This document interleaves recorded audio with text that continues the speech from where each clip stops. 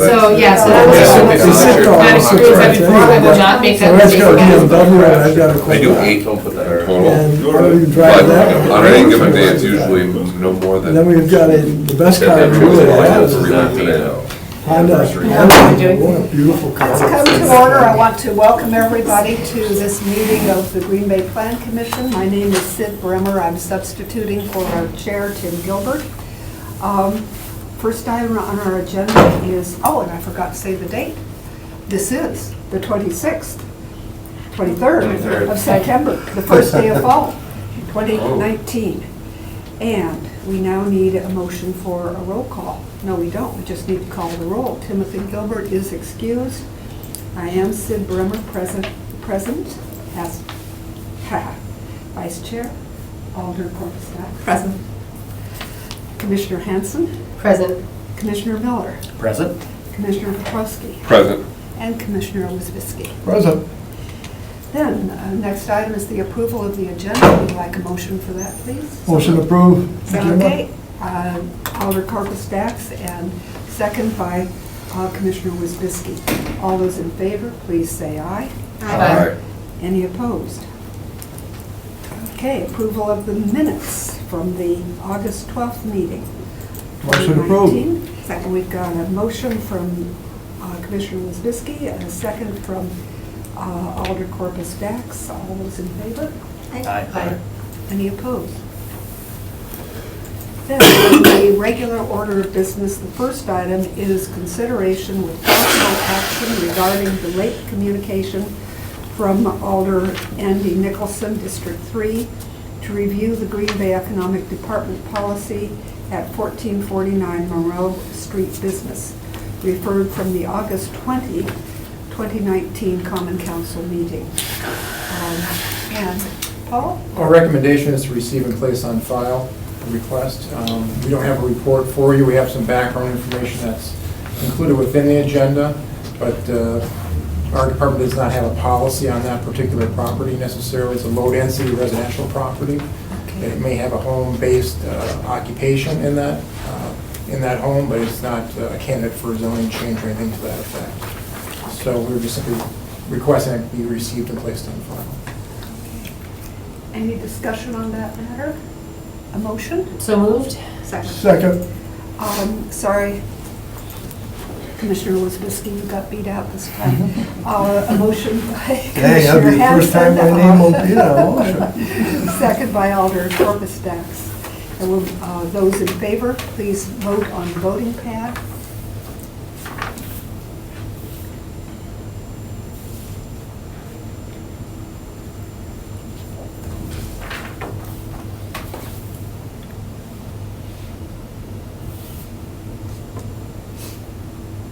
I'm waiting for Jerry.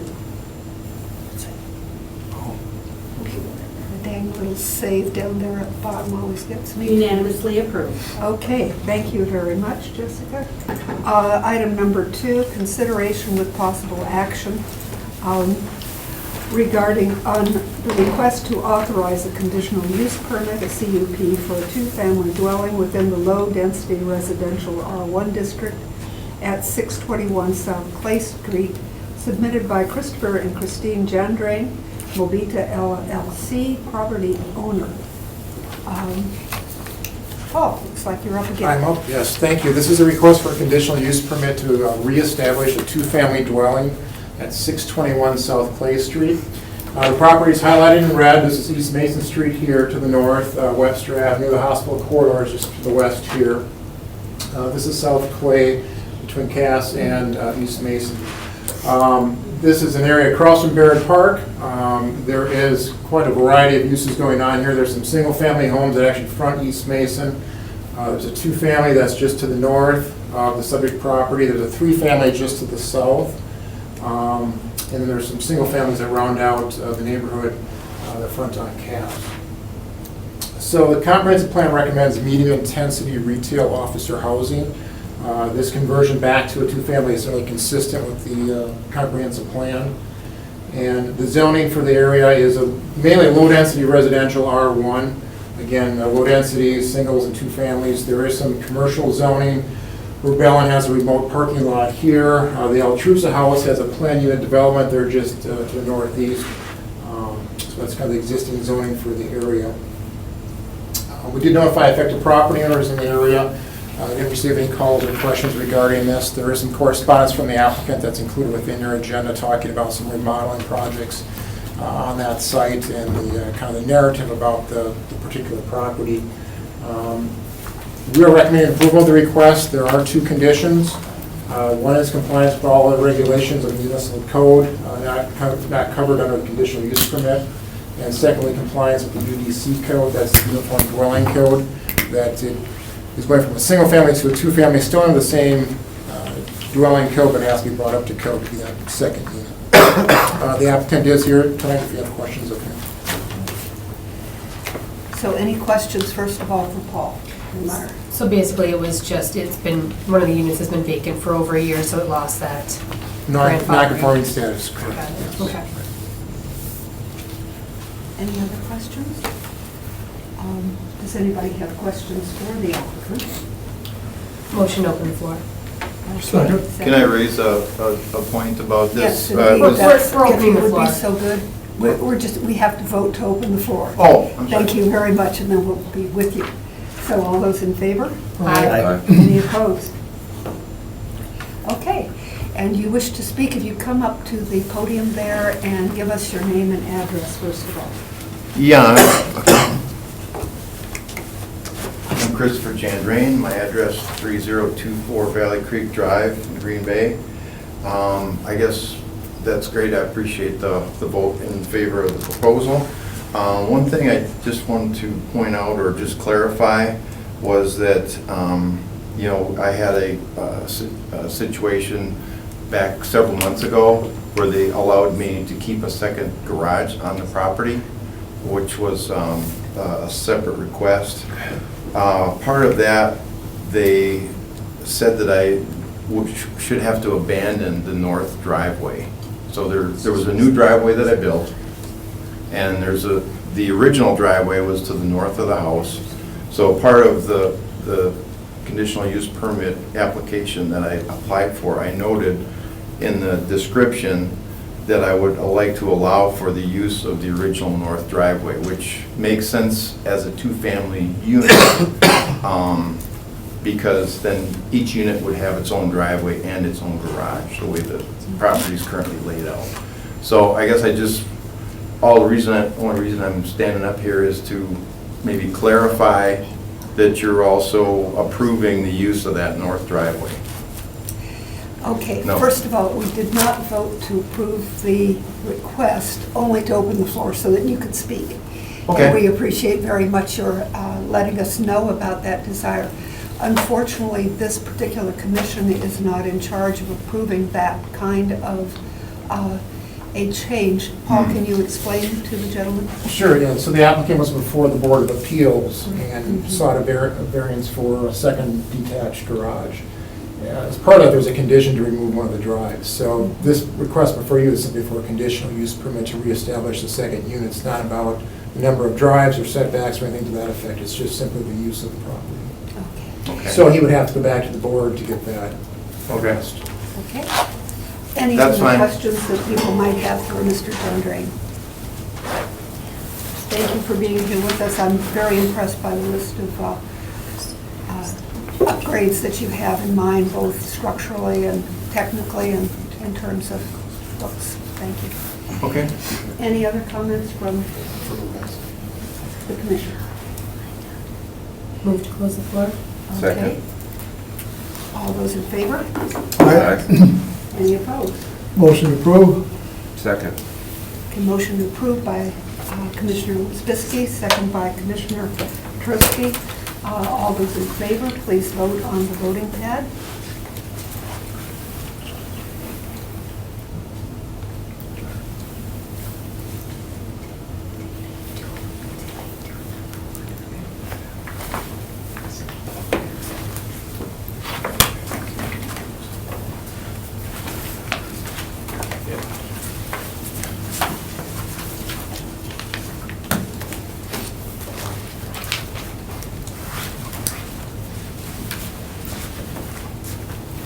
say yes, Jerry?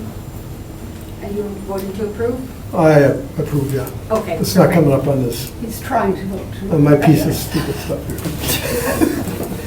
Okay. Approved unanimously. Thank you very much.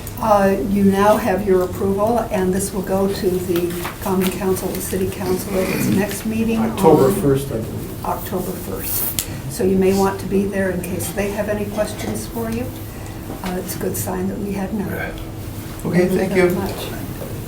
Okay, the next item on the agenda then, consideration with possible action on the request to amend the zoning ordinance number 17-16 to incorporate development plans for a retail business at 2460 University Avenue, submitted by Tom Redens, REI Engineering, on behalf of University Avenue Center LLC, property owner. And it looks like we've got Dave here to help us out with this. Thanks. Thank you, Madam Chairman. So the property is outlined in red. It's sort of a, well, comes off of University Avenue. It's technically on University Avenue, this stub. So here's University Avenue that runs down University Way. And University Avenue, and there's a stub here that kind of ends in the parking lot of the Festival Foods. This road has been closed. It's maintained by Festival Foods, but it still is a public right-of-way, primarily to provide access to Riviera Lanes, which is located on that street. So the site itself is about 1 acre, a little over 1 acre, 1.05. You can see Festival Foods is to the west, and Festival Foods parking lot to the north. We have multifamily to the south. To the east, there are a couple sort of historic car lots. And then to the west is the driveway for Riviera Lanes. So that kind of gives you an idea of where the area is. That big open space there next to Clement is the location for Quick Trip right now. This is just sort of flip it around. This is what the site looked like last year when the serial photo was taken. And you can kind of see the apartments and the other uses around there. As far as the comprehensive plan goes, the comp plan recommends commercial uses for this site, as it does along the whole university corridor. You can see how the road pattern was laid out at that time. As far as the uses go, I also want to point out that this site is part of Catalyst Site number 2 and the University Avenue redevelopment plan. And in fact, it's the last site to be developed in that Catalyst site. So the University Avenue plan recommended a commercial concentration in this area, and they actually referred to this area as the triangle or the University Avenue Commercial Gateway, to kind of give you an idea. The zoning out here, you can see the heavy black line is that planned unit development. That encompasses not only this site, which was referred to in the ordinance as Lot 4, but it takes in the Festival Foods site, which is here, sort of a multi-tenant commercial outlot, so to speak, and then the Quick Trip site. As I had mentioned, this is the last one to be vacant. So that was approved in 2016. In 2017, the property owner came and got a temporary ability to temporarily use it for parking. That expired this year. They are fortunate enough now to have a tenant who's interested to go in there and construct. So that would finish off this whole planned unit development. Ordinance 1716 did specifically require any development plans to come back through and amend this PUD. So that's why we're here tonight. So this is a sort of a little bit older iteration of their proposed site plan. So it's a 9,200 square foot building. You kind of see where that is. There's about 33 parking stalls. Access would come off of that University Avenue with a widened driveway. There's a dumpster enclosure to the east of the building. Also, it's a little bit hard to see. Some bike rack parking here. Pedestrian access as required by code leads out to the street. A large southern setback that's we call a buffer or transitional yard. This one's a little bit easier to see. It's colored. It's nice. So you can see the extensive landscaping on the south. There's also quite a bit of landscaping there on the north. And what you didn't see in the other plans are sort of the islands in the middle islands in the middle. I'll kind of get to that in a second. So when we look at this site itself, it either has to meet the requirements of the plan unit development or meet the zoning code if it refers back to the zoning code. So this site plan, working with the petitioners back and forth, we got it to where it meets all the conditions of the PUD or the zoning code with the exception of actually 4 items. And your staff report's only going to refer to 3. There was one that I had missed in there, and I'm going to add it sort of on the fly here. So the first was the vehicular access, and that's that driveway leading out to University Avenue. Now, it's existing driveway, but when you redevelop a site, you have to redevelop the driveway as well. So they're proposing that to be at 40 feet at the property line and 50 feet at the curb. That's 10 feet wider than our zoning code allows. But because of the traffic movements, the site is very narrow, or not very deep, I should say. It's wide, but not deep. Because of the traffic movements for delivery trucks, it's infeasible to operate with a smaller driveway. Staff looked at that. We had them run traffic movements. We provided several maps with truck traffic movements on site. And we completely agree that to be able to access the site, it needs to be wider. Additionally, this road only services the driveway to Riviera and the driveway to Festival Foods. So there's not a huge amount of impact with that wide curb cut. Typically, we like to keep them tight so you don't have cars flying all over the place and becomes a traffic safety issue. Second item was buffering of the residential uses to the south. Now, if you remember, all those apartment buildings are to the south. The original PUD required extensive landscaping, which they have included here, but it also required a 4 to 6 foot high privacy fence or solid fence. And you can't really see it on here, but the neighbors to the south have a 6 foot high privacy fence on the lot line already. So in discussions with the petitioner and the property owner, it didn't really make sense. I mean, they were willing to put a fence up right up next to another fence, or maybe 3 foot off to maintain it. But it didn't really make sense to have that. So this PUD was drafted to say, I don't have the exact language, but to basically say if something happens to that fence on the adjoining property, falls into disrepair, it's removed, by choice, and otherwise no longer acts as a buffer, that the lot owner here would put up a new fence at that time. So we're not making them double it up right away, but we keep that as a sort of a card in our pocket if that happens. Because again, the goal is to buffer that housing from the commercial operations.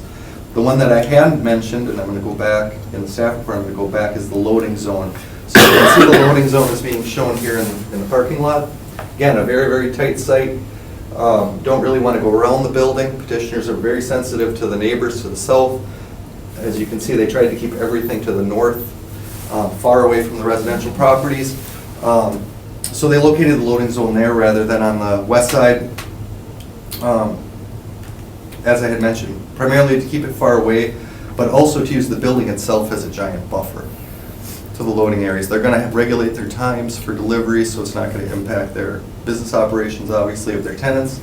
But that's going to require an exception. I'm going to have to add that, and you'll see it on the recommendation. It was added into the recommendation. And the last was the landscaping. So our code requires 10% internal parking lot landscaping. And if you notice, they do have some islands in here, but they come up just over 5%. The goal of internal parking lot landscaping, one is to beautify the site, to break up, giant heat sinks, and also it's long-term aesthetics that raise values all over. So talking with the petitioner, it was very difficult for them to get in the 10% with islands for 2 reasons. One was the truck turning movements again. You'll see they have large areas that are striped out where the trucks are going to have to go and make some movements. But also the tenant has a minimum parking requirement. Now it far exceeds what our zoning code requires, but the tenant requires a certain amount of parking stalls. And if they start taking away more for those islands, they couldn't do it. So a compromise that came back between the petitioner and staff was the PUD requires the whole site to have 20% green space or a maximum of 80% impervious surface. It's buildings and parking. So they're going to come back. This site plan only has 70% impervious surface, but only 5% interior parking lot landscaping. So we're getting more exterior green space at the loss of the interior parking lot. And the one thing I would point out, if we required the 10% interior parking lot landscaping, we would get probably about an additional 900 to 1,000 square feet of green space. The 10% reduction in impervious surface gets us about 3,800 square feet of green space. Now, not saying that they would max out their impervious surface anyway, but that trade-off, we end up with more green space at the end of the day. And as you can see, their conceptual landscape plan, they didn't skimp on their landscaping along the frontage. They have plantings inside the islands. So I think the intent of the code is being upheld. So those are really the three big items. The building itself was required within the PUD to match the architectural style and materials of the Quick Trip, Festival Foods, and the Outlaw Building. They all have to look the same. It's sort of a campus. So you'll notice some of the materials that are being used here, the color patterns, the striping, all kind of look similar to what you see out there. Not exact, but similar, so that it matches and kind of has that whole campus feel. We looked this over and that would meet the standards of the PUD. So we are recommending, I should say that Alderman Stevens, affected property owners within 200 feet, a little over 200 feet, Lot 4, have all been notified. We didn't receive any calls or questions. We are recommending approval of the amendment to the PUD, subject to the PUD that's in your packet. And then this orange one is the new one, to permit the required loading area to be located between the principal building and the street right-of-way. And I'll change the PUD and add that in there before it goes to council if you decide. The petitioners are the property owner and the petitioner is here. So if you have any questions? Commissioner Wojcicki? That loading area, isn't that cutting into the green space? Looks Nope. like you're using that for two things, Right, the loading area would actually be here. in front of it. Behind the green space, which is curbed, and then it would be in this parking area, in this drive aisle. Okay. Kind of a weird situation. They're gonna have a roof over it, or how? No, it's just an area where the trucks do their staging. So they pull in there, they drop the back, come out with a pallet jack and pull in their product. Oh, okay. It's not a formally designed like loading dock. Oh, It's just okay. code requires a certain amount of space dedicated for truck loading. Okay. On And site. the walk or the access to the sidewalk Mhm. on University Avenue, I would take that that's just a flat space designated again for the walk?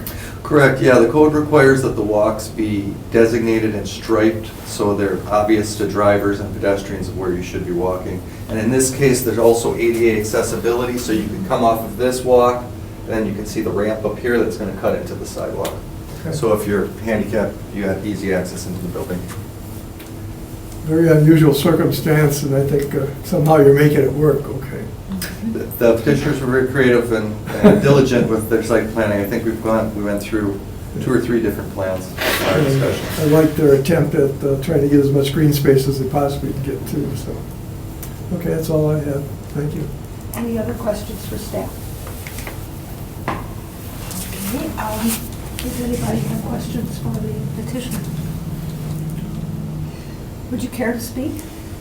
Absolutely, I can kind of introduce myself. Okay, let's do our little gig here. Move to First of all, open. we need a Second. motion to open, and we also from Commissioner Hanson with a second from Commissioner Corvus-Dastis. All those in favor? Aye. And any opposed? Now, please, Aye. your name and address to start with. Yep, yeah, Phil Enger, 118 West Peckham Street in Neenah, Wisconsin. Okay. I'm part of University Avenue LLC. A few people that I recognize when we were here 3 years ago. Yeah, this is just kind of the last part of our development plan. We've been using it for Festival Foods parking lot because it's just worked that way for them, a little bit of snow storage and whatnot. So here to answer any questions. We've worked really well with David, just kind of back and forth. We kind of said, here's what we like, and just kind of went back and forth, and I felt real comfortable that we put a good plan together. So if you have any questions, I'm here to help, as well as Tom, my engineer, can answer some more specific, driveway width and stuff like that. Yeah. What kind of parcels would you be loading and unloading? Something small? Yeah, it's just a retail store. I mean, they're gonna come in pallets, they're, just like the normal wood pallets that Yeah, you see. okay. That's the biggest kind of stuff that they would have. Outside of construction, obviously, there's bigger construction material, but when the store is open, it's just pallets and Okay. real small merchandise. You're expecting this to be a dollar store, I believe? Yes, Oh, okay. yeah. That makes it Any more other- palatable, all right. Yes. I like palatable for those pallets, yes. I do want to comment that using the peripheral green space also gives some more buttressing for the residential areas beyond, just visually setting them Yeah, off. Appreciate absolutely, that. absolutely. Any other questions for the petitioner? Okay. thank Again, you very did a heck of a much. job to make it work. Well, thank you. Like I said, it was great work with Dave on it. Figured out how to make it work, because, I mean, it's never black and white easy, so yeah. No, thank you very much. Thank you. A motion to close the floor? Motion to close the floor. Second. Okay, motion made by Commissioner Hanson and seconded by Commissioner Corpus Dasks. All those in favor? Aye. Any opposed? Move to approve. And we have a motion to approve. Second. By Commissioner Hanson, with a second by Commissioner Wisbisky, and this is to approve the action to incorporate development plans for a retail business at 2460 University Avenue, submitted by Tom Redens, REI Engineering, on behalf of University Avenue Center, LLC property owner. If you would vote on your voting pad. Motion approved unanimously. Thank you all very much. I note for the record that I did not repeat, as I should have, the item on which we were voting for, items number 1 and 2, but I'm sure that can be taken care of by anybody needing to look things up. Informational, Cheryl Reed is here in place of our good I just have a couple of things. Please. At the last council meeting and the redevelopment authority meeting, both boards passed 17 resolutions that dealt with amending, closing, holding open, or establishing bids. A couple of times, actually, so that was an exciting meeting. But I guess most exciting for me and a number of staff is that 3 of the TIDs will be held open for an additional year, and that money will be pooled and used for affordable housing and housing initiatives in Green Bay. So that was exciting for us. That goes to the Joint Review Board this Friday for final approval. And then also the ordinance to repeal and recreate Chapter 13-17, which is your off-street parking, drives, and loading. And then your ordinance amending the section of the code that relates to parking regulations also passed as well. And so those are final. Thank you. And I note that our scheduled date of the next meeting is Monday, October 7th, 2019. And as information for Mr. Redens, we do have, our recommendation goes to the City Council for the meeting on October 1st, did you say before? Sorry, yes. Okay. Is that, how many readings? Because I wonder. We'll go to two council Okay. meetings. Thank you. Any other questions before we adjourn? I have one other question. Yes. There were 2 ladies in the audience, so I think we're here for the communication. They bowed out, so I'm not sure where they went or what happened, but you've acted on that item already. I don't know if you want to, I'm not sure if they said anything to you, Cheryl. or- Just want to make you aware So, of that. thank you. Sure. Appreciate you mentioning that. That said, may we have a motion Move to to adjourn. adjourn? Yes. Second. Alderperson, excuse me, by Commissioner Hanson and seconded by Commissioner Ostrowski. All those in favor? Aye. Aye. Any opposed? All right. Thank you. Well done. Thank you all.